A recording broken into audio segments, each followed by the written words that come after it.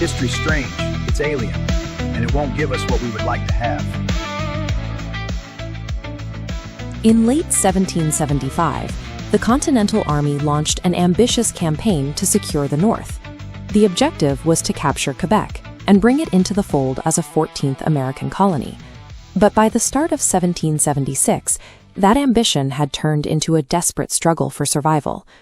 A failed assault on Quebec City on New Year's Eve left the army leaderless, ravaged by a smallpox epidemic, and trapped in a freezing, ineffective siege.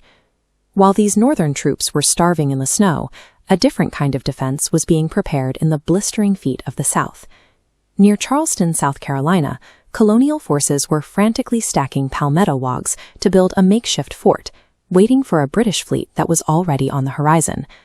The Revolution was now facing two simultaneous crises. The upcoming clash at Trois-Rivières would decide if the Northern campaign could be salvaged, or if the dream of a 14th colony was about to be permanently extinguished. In early May, the balance of power shifted. British Governor Guy Carleton received a massive influx of ships and fresh reinforcements at Quebec City. The sight of the fleet triggered a panicked American retreat to the town of Sorel. On May 21st, the Americans held a war council to plan their next move. Relying on sketchy rumors and optimistic reports from congressional representatives, they convinced themselves the British presence at the nearby outpost of Trois-Rivières was small and vulnerable. Brigadier General William Thompson decided to seize the initiative. He organized a strike force of 2,000 men to cross the river and launch a surprise night attack, believing they only needed to overwhelm a few hundred British regulars to halt the enemy advance. In an age where news traveled at the speed of a horse, the Americans were acting on data that was already weeks out of date.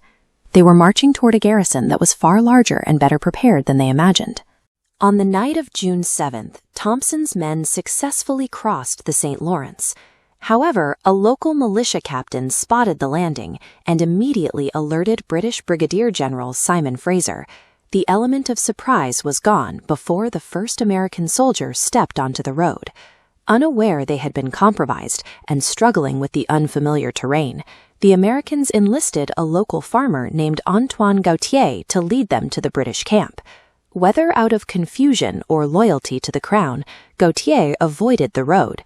Instead, he guided the column directly into a massive, treacherous swamp, where the men spent hours slogging through deep mud and tangled roots. While the Americans exhausted themselves in the morass, the British used the extra time to land more troops from their fleet. By the time the sun rose, Fraser had established a disciplined battle line backed by artillery, waiting for the Americans to emerge.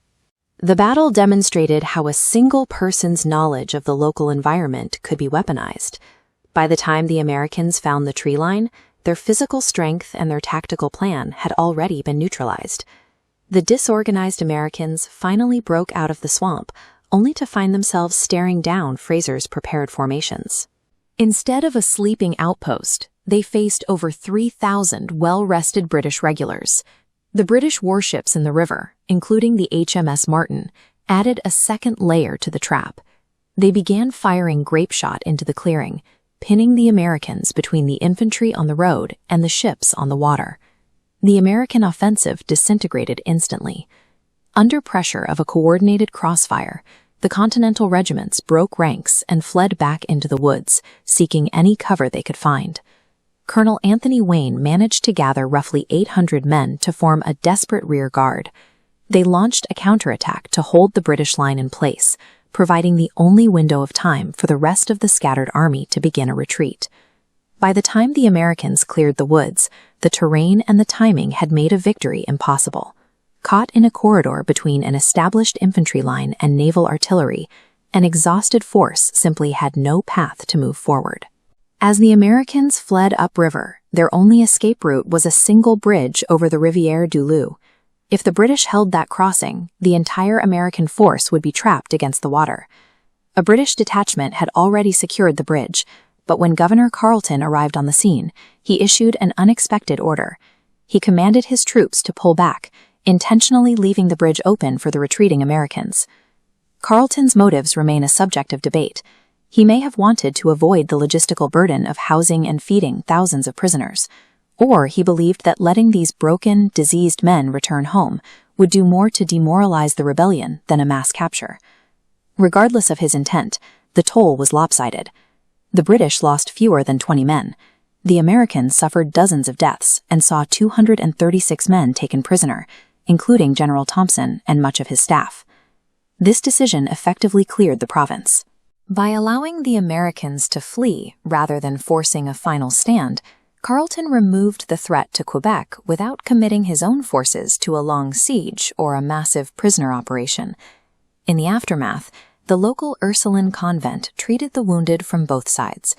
The American government didn't settle the bill for these services until 2009, when a U.S. Consul General made a symbolic payment of $130 to finally close the centuries-old debt.